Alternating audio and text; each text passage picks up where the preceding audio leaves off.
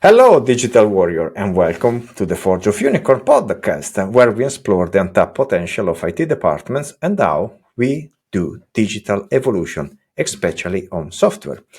Today, we are very excited because there is a special guest with you, Matthew Cimaglia.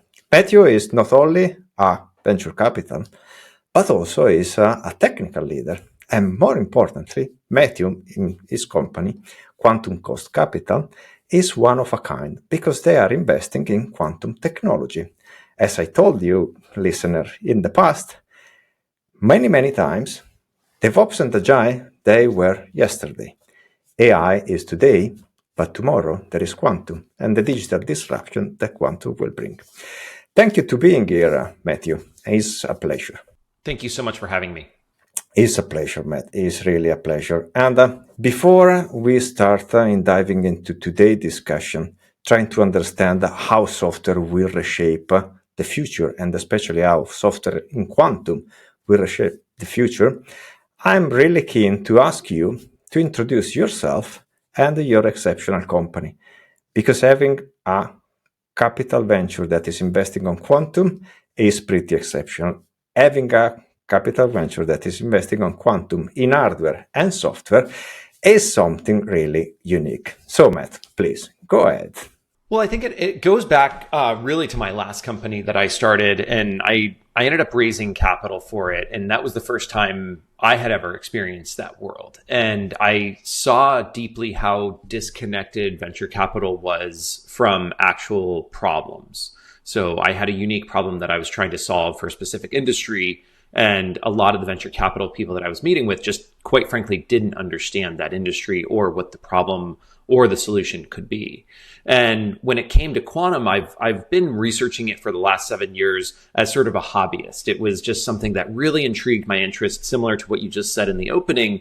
It really is the sort of next frontier. It's the next technology after AI that will really reshape the world.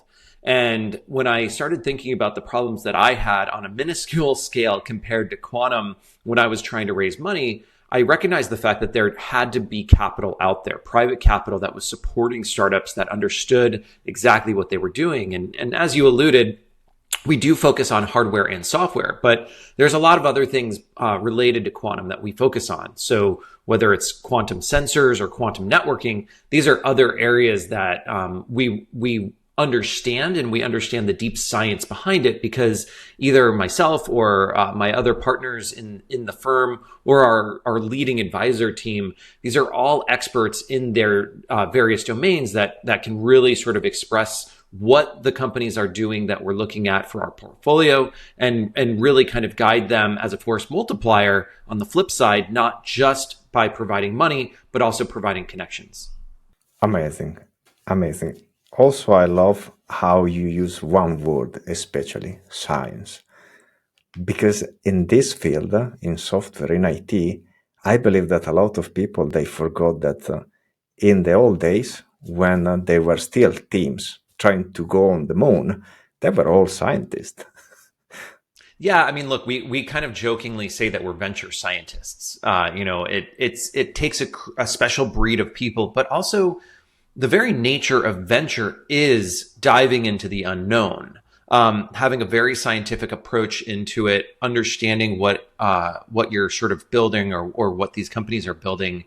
And that's really what gets us excited because for me specifically, there's a number of companies that I've met over the last 6 months, and they're all doing just absolute incredible work. And they have said to me point blank, they've tried to go to traditional venture capital and, they don't even know how to spell the word quantum, and let alone, be able to assess what their company is doing and the breakthroughs that they're doing. And I think that we have a really unique opportunity. So I think that the next 2 to 3 years specifically is an area where quantum is still sort of on the upswing. So it's still sort of priced at market or below market because of the lack of knowledge around quantum. But also it's kind of in this moment where it hasn't quite hit its chat GPT moment where, we've looked at AI, it was around 10 years ago. I was investing in companies almost 10 years ago in the AI space and talking about it and writing about it. And everyone thought it was science fiction and thought this was, decades away. And then, lo and behold, ChatGPT came out, and it was the first application in AI that really was contextual to the user, meaning it was a chatbot. We all text each other back and forth. We understand what that premise is. So it was easy for people to immediately get a reaction from an AI bot that was essentially providing information. I think that moment will end up happening in the next couple of years for quantum. I totally agree. I totally agree with you. And indeed, I still remember then when I was in the university, and as you can see from the color of my beard, it was a long time ago. Let's say when the Flintstones, when they're still walking here, we were looking at the first science article about AI in the labs. So how they were engineering the neural networks. And we are talking more than 30 years ago. Yeah, I mean, even in medical, when we look at biology or medicine or even pharmaceuticals, the way that we're doing drug discovery today, I think in the next 5 to 10 years, we're going to look back at this time period as if we were in the medieval ages, and a lot of that is centered around. It takes so long for classical computers, even though they're absolutely amazing, and we're doing great research and we're getting really amazing discoveries. We're hitting that wall right now with the limitations and also just human nature in general. So we're starting to see people getting frustrated with AI because it's not fast enough or it's not doing the things that it wants it to do, right away. But we almost have to remember where we came from just 2-3 years ago, that this didn't exist for us. So it's just massively increasing. And I think that because that human nature of wanting more or asking harder problems or asking, of our computers to do bigger things, that's why quantum, I'm so excited about it, because we're going to be able to answer some of these problems rather than waiting thousands of years. We might be waiting weeks or months. And trust me, and so I am, because I have a book that is one of my, let's say, bedrock in my library. It's the book about Daniel Burrus on anticipatory organizations. And I love the concept in the book that or you are the digital disruptor or you have to chase the digital disruption. And indeed, before COVID, let's say, to put a time marker, people were not thinking about AI. People were thinking to go around with the mask. Yeah, I'll give you an example. In about 2004, 2005, I was telling major networks broadcast in the US that they should be streaming video online. And an executive told me one day, why would we ever stream video online? We're the network. Everyone watches broadcast. And that was sort of a tipping point for me, knowing that I was going to be going out on my own and creating that. And I had a very successful career in streaming media, which, now sort of everyone is doing, and we're doing it today. But I look back at that and I look at the various trends that I've seen in my lifetime. I'm a product of the 80s. I was born the year that the IBM PC was released in Boca Raton, Florida, which is where I'm from. So it's always really been ingrained in my culture personally. And I think seeing ahead, I even look at when I got my first modem. I was 12 years old and I was really excited. And it was sort of this wild west of unknown, but there was a certain element to the fact that this was going to be a massive breakthrough. And I see quantum again as that next trend. And personally, I'm also very excited because it kind of brings me back to that childhood moment. I haven't had that in a while. Even though deep tech and some of the technologies that I've been in has been exciting, I haven't been this excited in a very long time. I have to agree with you again, because indeed quantum is the next chapter. What I am asking myself and what I am challenging a lot of people nowadays is, are we ready? Yeah, I mean, the thing that I'm so excited about that is we're going to be wrong today in the most amazing way possible. Meaning whatever we're predicting or thinking of today, we're kind of still thinking about this in a analog state, if you will. we haven't really fully thought through what is this actually going to be capable of doing. And I'm so excited for the researchers and the developers and the people that are behind quantum and the science behind it right now, because they're also creatives. And I think that these people that I've met over the last couple months, even, they've all shown me different ways that they're solving problems. And it's really incredible to see. And that's why I'm so excited to be backing them from a venture side of things. Yes. And again, I love the fact that you are highlighting science, because what I am looking and what we were discussing about the research is that nowadays, where we can say there is the hype on AI, everybody is talking that AI will make software. But if we look at the reality, AI is not able to make reliable software. But people are thinking that they will replace developers in favor of AI. And so I'm asking myself, how is it possible? Then I look at the data that we have collected in 14 years of research. And indeed, I see a market that doesn't have any standard about IT. Software doesn't have a German TUV stamp that tells you, hey, Matt, this is a piece of software that is qualified for, I don't know which standard, because it doesn't exist. And if we are looking at developers that are really above the bar, and with bar I mean the bar that I saw and witnessed when I was working in Ferrari F1, guys, these developers are 99% of them, they don't have the social and technical skills to be in that kind of environment. So quantum for sure will be the new way of doing stuff. But because it's baked from science, I hope, and I have a lot of hope and faith on you and your venture capital that is rising funds on this kind of guys, scientists, that the future will be again driven by science, not by a bunch of dilettantes. And I don't want to offend anybody, but dilettantes is because we don't have standards. Yeah, and look, I think that there's two sides to what you're saying. One is the companies that I'm most excited about right now are companies that are writing their code for a quantum future. Meaning, we know today that the amount of logical qubits that are needed in order to run certain applications or certain algorithms just aren't quite there. And classical computers or GPUs or simulators can outpace that. We know that. That's totally fine. But the fact that these developers and scientists are working towards goals knowing that quantum will be in their future, it's actually really smart. And those are companies that I really like, or the founders that I really like, because they're thinking really forward and they won't have that tech debt in 2 or 3 years from now where they're going to have to completely rewrite their program to then put it onto a quantum computer because they wrote it only specifically for classical today. The other thing that I think is really needed is more venture. I think that I need more competition, if you will. There needs to be more partners. There's a really great one out of Paris, Quantination. They're doing a phenomenal job. They've been in this space long before us, and we're really good friends with them. And I think that we're also kind of going for the same goal here, which is to really support the quantum ecosystem. And I think that when you support an ecosystem and when you naturally support founders, the foundational structure is built.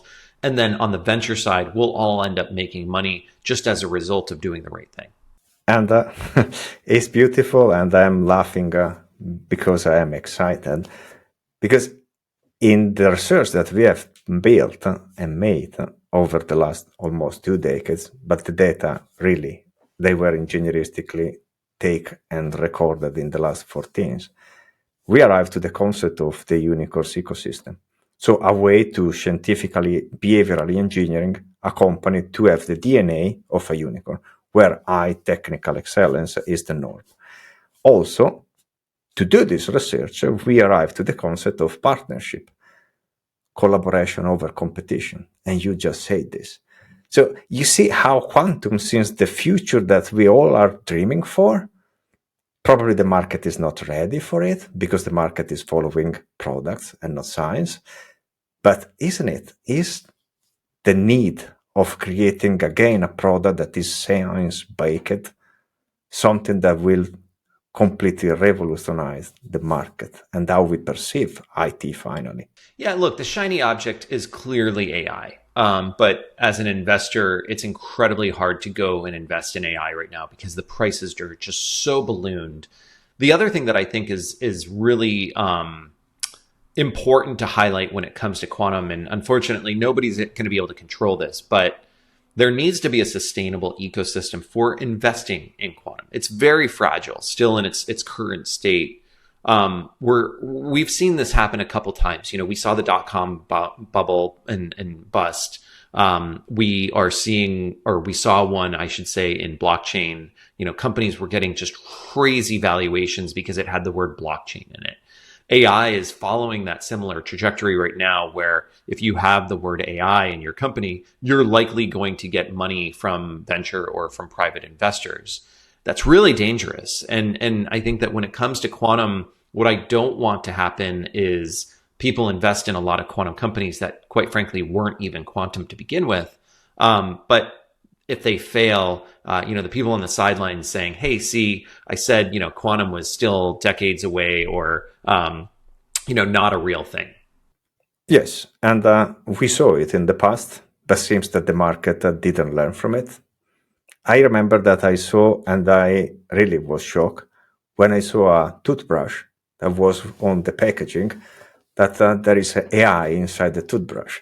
And I was asking myself, okay, which kind of AI is there?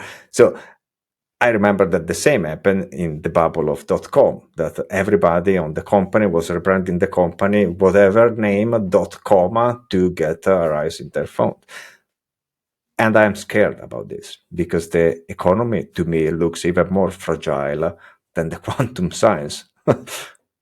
Yeah, and I think that we also have to take into considerations governments. There needs to be a cross blend of government input, government support. I think when I'm in the U.S. and when we look at what China is putting into quantum versus the EU and the U.S. even combined, it's outpacing us. The thing that I do feel very strong about, though, is the fact that the US and the EU have an ingenuity that cannot even compare to what China has. And I think that we're doing a really great job. We've created sort of this startup ecosystem and this culture of being able to build and be progressive. So that's the part that I feel like we will underspend but over deliver. I hope so. I also hope that in the future the regulation would be something that makes a technology worldwide for everybody, because the quantum bits, they have a power that the actual IT infrastructure will look like ridiculous. And also I hope that the regulation will finally tackle the issue that we saw so many times in the last 2 decades, that is the concept of mediocrity, where companies, for them being mediocre is enough. With a leap in quantum, I believe that they cannot be mediocre anymore. What do you think? Yeah, look, I think that you're spot on. You can't be mediocre, but anyone that's doing anything in quantum right now is a true physicist, or they understand quantum. And that's the part that I really love about the investment space. I think it's people that I'm meeting aren't people that just read about quantum yesterday and decided that they were going to create a quantum company. These are experts that have been at it for 20, 30 years. And they've been following the space, and they've been believing in the space, and they're true physicists. And so it's really hard to get into quantum. However, quantum needs a whole stack of people in order to support the ecosystem. So you don't have to be that 20-year physicist to get into quantum or to make a real impact.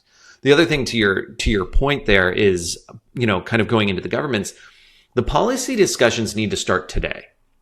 We can't wait 5 years for these policy discussions to happen.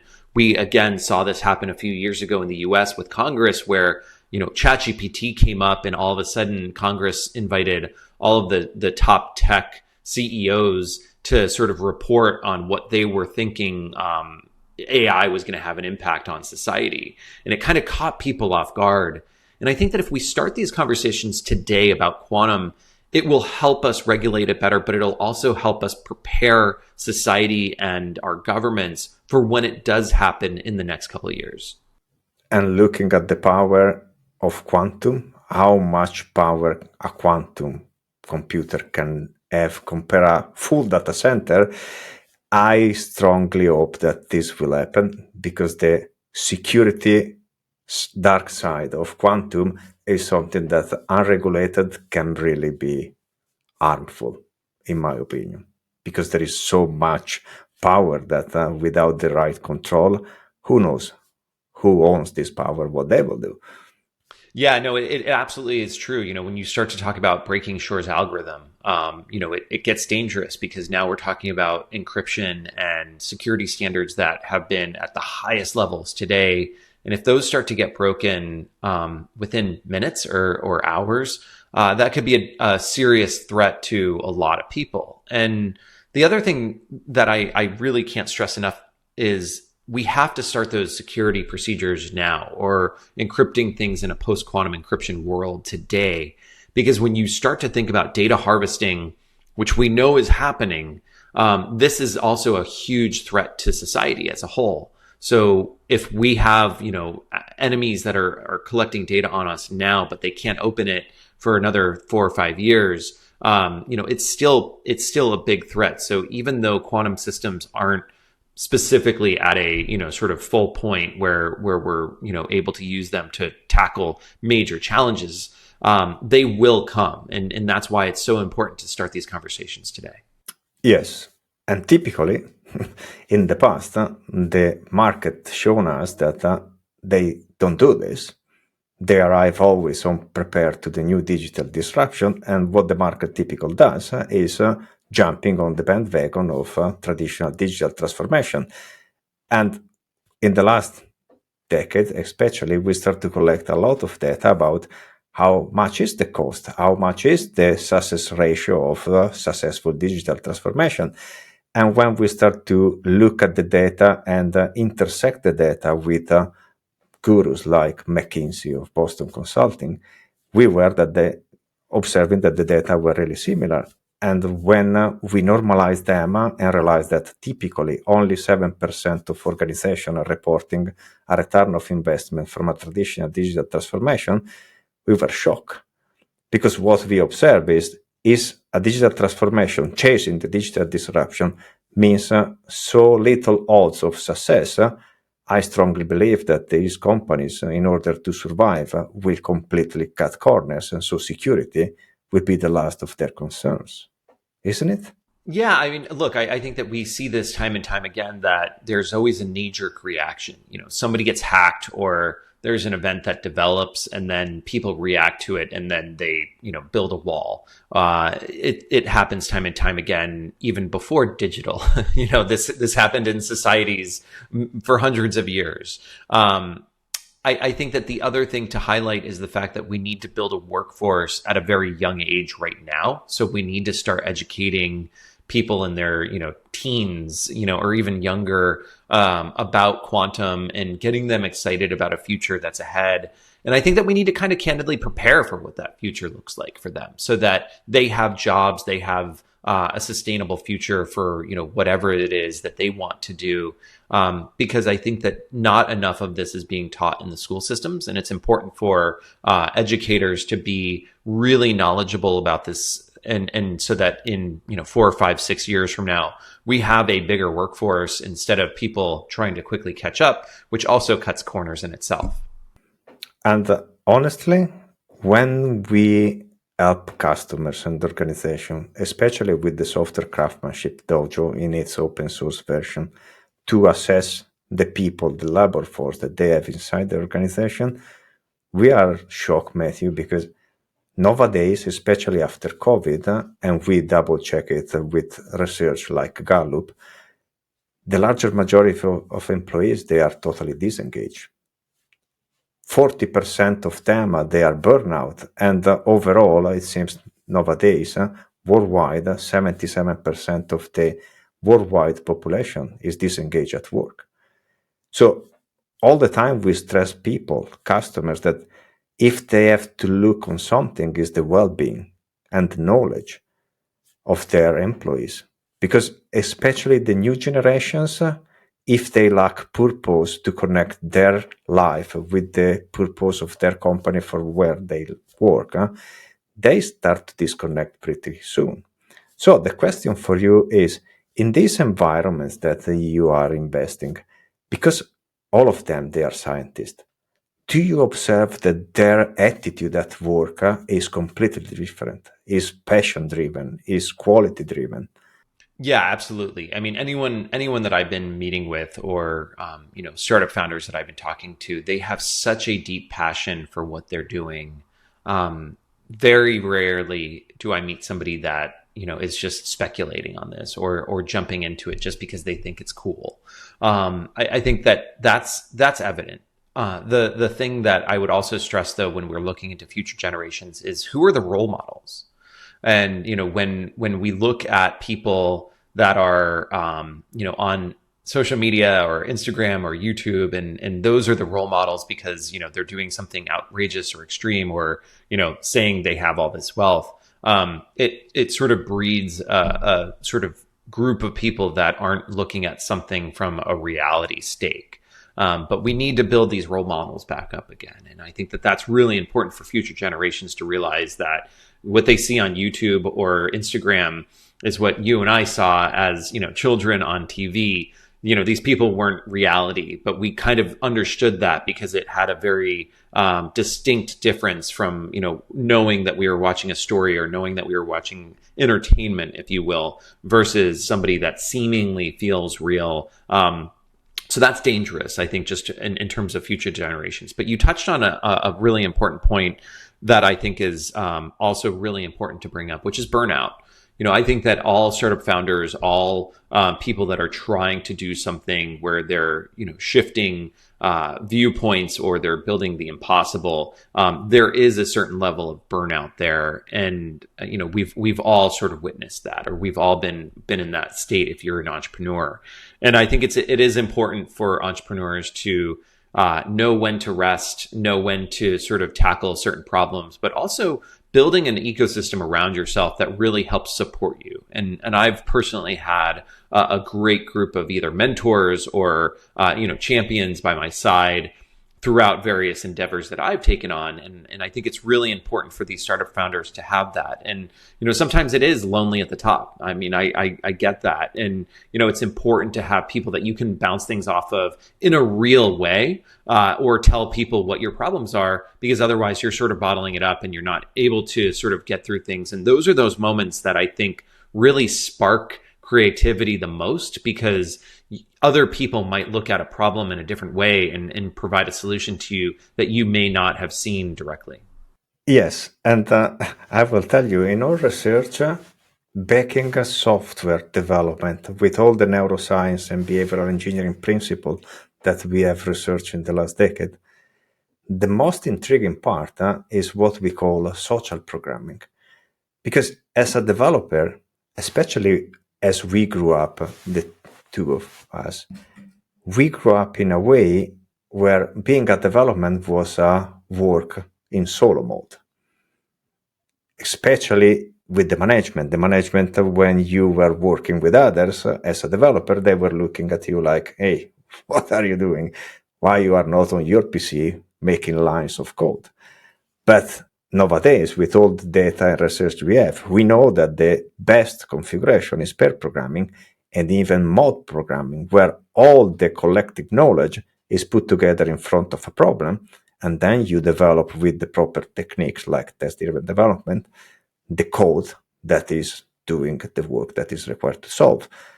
And in quantum, due to all the software that is there for error correction, I believe that quantum probably will benefit a lot of the social work of all these scientists working together in a multidisciplinary team. What do you think? Yeah, look, it's very evident. I mean, I've been at many conferences over the last 2 months. I was in Paris for the opening of the International Year of Quantum Science. I was in Dubai 2 weeks ago at another quantum event that was just incredible with researchers and policymakers and investors and people that are interested in quantum. And both of these events and others, it's very evident that when people in quantum are getting together, they're really trying to solve each other's problems or trying to solve the problem for the ecosystem. And that's really exciting to me. And because they are scientists, because they are sort of in this this group, they do want to one up each other in some senses, which is natural, which is great because it creates somewhat of a healthy competition. The concept of ecosystem is continuously emerging here, Matt, and I believe is how it should be the future, and is why we have released open source or research, because we strongly believe that the world needs to elevate the standard of software to a certain level. That is not what we are witnessing today. And it's sad, very sad, in my opinion, that the new generation, they don't see it even at school. Because returning to the point that we were discussing before, how many schools are teaching good software engineering to the software developers that we have in the market tomorrow? No, it was great. I mean, like at the Quantum Innovation Summit in Dubai, there was a group of students that came, and I thought that was just so great. And one of my colleagues spoke to one of the students, and it was sort of a starstruck moment, which was really cute in itself. But it was a student that had been following one of my colleagues on social media, and and the student was just in awe and just said, I kind of want to be you when I grow up. And I thought that was really important. And it kind of goes back to what I was saying before: is we need more role models. We need more people like that. And candidly, I think it gives a little energy boost to that person too, because it's a little bit about validation. It's a little bit of, wow, people are listening to what I'm doing. So again, I can't stress enough for people to go to these conferences, to meet people, to talk. I personally, really had an amazing moment with Jay Gambetta about 3 years ago, where he outlined for me in an hour, which I can't believe that I had that much of his time, what IBM calls the quantum decade. And IBM's done a really great job at writing a book, and you can find it online. It's a free download PDF, but they've done a really great job for people interested in quantum. And I think it's important to communicate often, and this is what I do with my own personal brand or my own personal social media, is to really get people engaged in the conversation as much as possible. But there are resources out there that, again, you don't have to be a quantum physicist to be able to understand it. And the thing that I love most about the IBM book is the fact that they've broken it down in such a way that they also show a lot of the practical applications that quantum will be able to achieve and solve. So, we can talk all day long about this is a great tech, or this is a on the future, but unless you start really making it tangible and showing people this is how it's going to impact your life, it's really hard to understand deep tech. Yes, absolutely. A lot of people, I have to say, they even don't understand yet how the laptop is working. So how we can pretend that they understand quantum? I totally agree with you. This is an issue, and I see it because nowadays the engineers are so good to encapsulate and masquerade of the complexity of a system behind a black box, that a lot of people, they don't understand the foundation of electronic informatics and telecommunication. Yes, I see this problem. I see absolutely this problem. And this is why, in my opinion, we should help the university to step up in their programs to create the student of the future ready for the labor of the future. Because otherwise it will be a gigantic gap that will not help people to integrate in a society that are accelerating. And we come to my belief that the acceleration will be like Mach 1 to Mach 10 if AI was the Mach 1 speed of light. Well, somebody put it best on a panel that I was on a few months ago, and they said we could either invest billions in quantum today or spend trillions on defense later. And when you think about quantum supremacy, the first country that comes up with quantum supremacy basically wins. I mean, there's no catching up to that. And when I look at some of the educators that I've been meeting with, there was a slew of people that I met with a couple of weeks ago here in South Florida, where I live. They were all incredibly engaged and interested in how they can bring education to their various universities and schools in the South Florida region, so that we can help support the next generation of people going into quantum. This is amazing and remarkable. This is what we need more, in my opinion. Absolutely. Because otherwise, I guess and I feel that quantum will become like AI, DevOps, Agile, another sort of blueprint that people with money they will believe I purchase it and then I install in my company. It's not how a digital disruption works because there is the part of product, methodology, hardware, whatever, but then you need to upskill your company to embrace the new way of working. It was this way with Agile, with DevOps, with Scale Agile. Now with AI, I'm scared of the future, how it will be in the future with quantum, if the market will continue to embrace blindly traditional blueprint of do this and you will be AI ready with the certificate. Yeah, I don't think that there's any cookie cutter approach to this, and you have to kind of look at nature, and ironically, that's really how quantum is. That's how it processes. It's sort of more nature than ones and zeros, right? I mean, that's the basic fundamentals of what quantum is. So when I look at it, it is exciting though. I think that we can talk about the doom and gloom, or we could talk about some of these other things, but in my heart of hearts. When I look at quantum and its future, I just can't help but feel really positive. And I think you said this before. It's something that will really unite the world in a very unique way, and I'm hopeful for that. I'm hopeful for the future, and I think that there are going to be companies that all of a sudden sprout out of this that are $1 trillion companies because they're solving immense problems so quickly, far faster than we've ever seen before. But again, it's important to prepare for this. And if you look at society as a whole, we've witnessed these various moments in time or in our history. I mean, just look back at just over 100 years ago, people were riding around in horses. And now I have a self-driving Tesla. I mean, like that's kind of mind-boggling, but it took a while to get there. And time and time again, we also see people who want to downplay things. So, we saw, Jensen Huang a couple months ago saying at an Nvidia conference that quantum was 20 years away at best. Yet this week alone, on the 20th, there's going to be a quantum day where they've invited all of the top minds in quantum. And I think that was so important for them to recognize that comment may have been a large mistake on their part. But also, it's important to recognize the fact that there are so many leaders in the space. And I specifically spoke with a gentleman last week who on TV a few weeks ago was saying, quantum is very far away, and this is a very nascent thing, and not a lot of people are interested in this. Yet at the end of our call, he was asking, could he invest? So it's kind of educating people and showing them, and quantum as a whole has done a really bad job, I feel, at communicating what it actually is, because it's really difficult. It's really complex to kind of get your head wrapped around, and a lot of people just want to glaze over, or they think that this is something from Star Trek, but it really isn't. And it's an exciting field. And again, my mom, who is not very technically enhanced or knows a lot about technology, but she doesn't have to program in order to use an iPhone. It's all there. It's intuitive to her, and she can use these tools.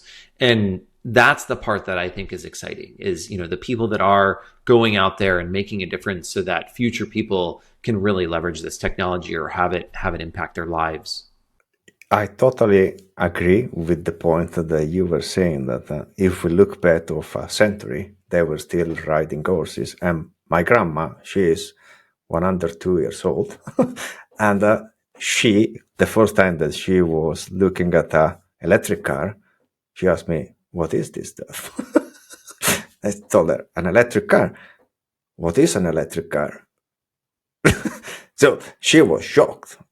Okay, she is very aged now, but the leap from her childhood to the childhood of my kids is gigantic. And this will be probably the same in 1 century, when quantum will be the normality.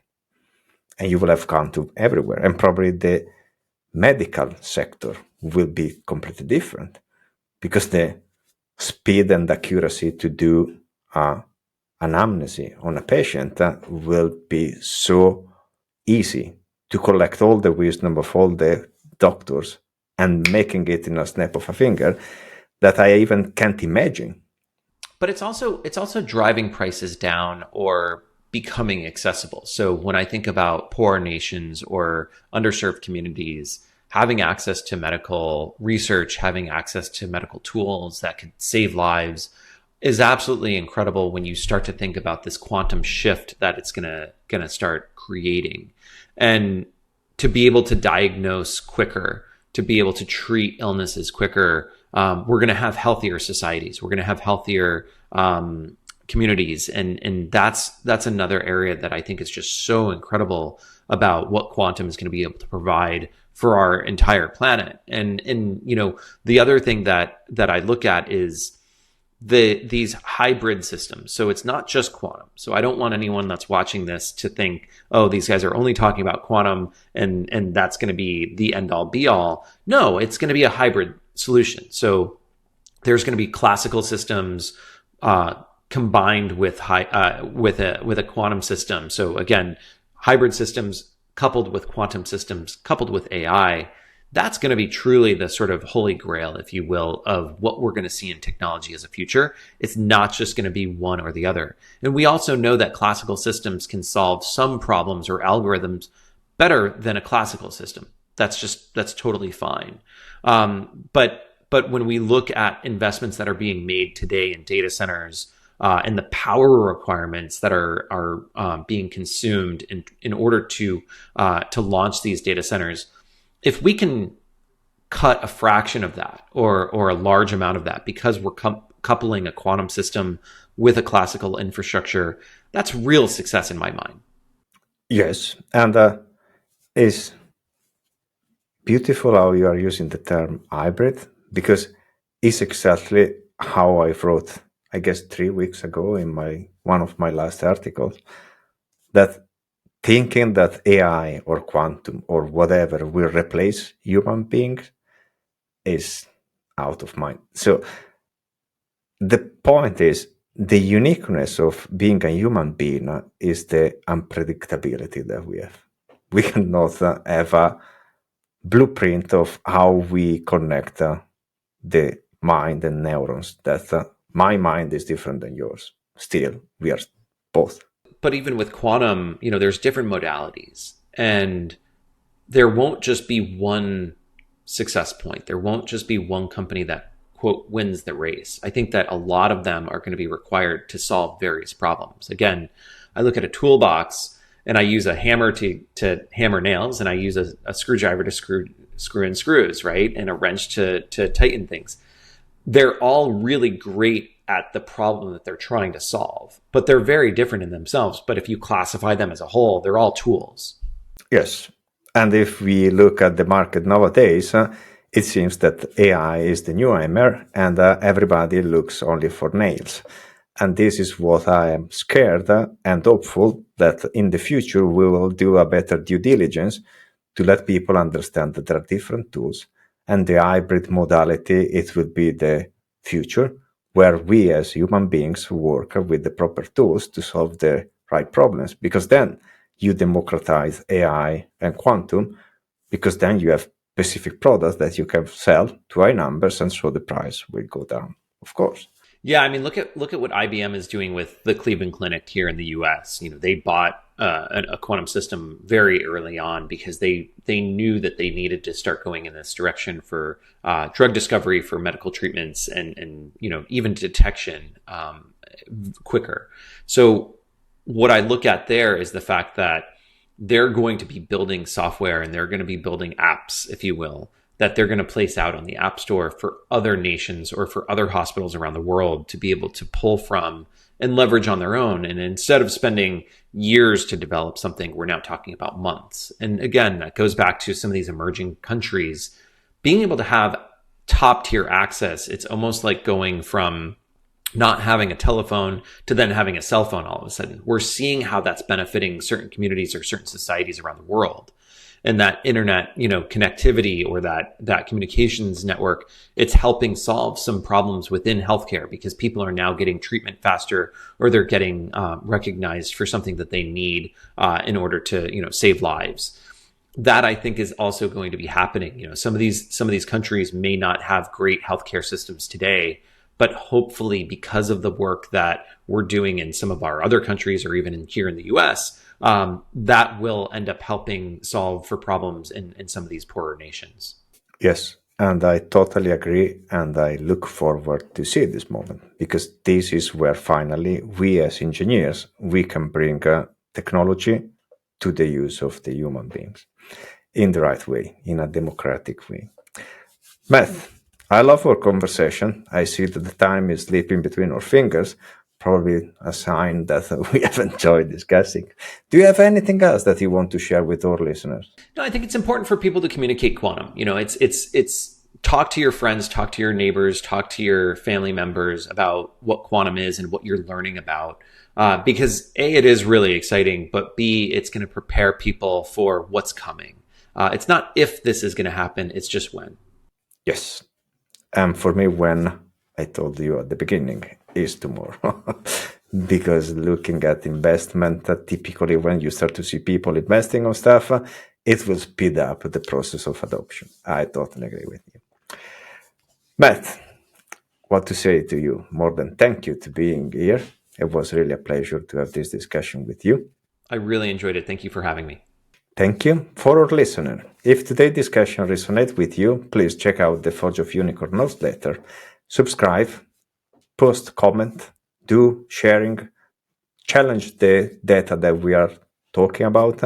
We are more than happy to help everybody with our research, with our open source project. And remember, you have to stop transforming and start evolving, because as we say today, cookie cutters, they work greatly if you have a bakery store, but not if you are a leader of an IT department. And with that silly joke, guys, see you next time. Matt, thank you again, and see you soon. Thank you. Thanks for listening, and please remember to subscribe to the Forge of Unicorns to stay up to date with our latest episodes.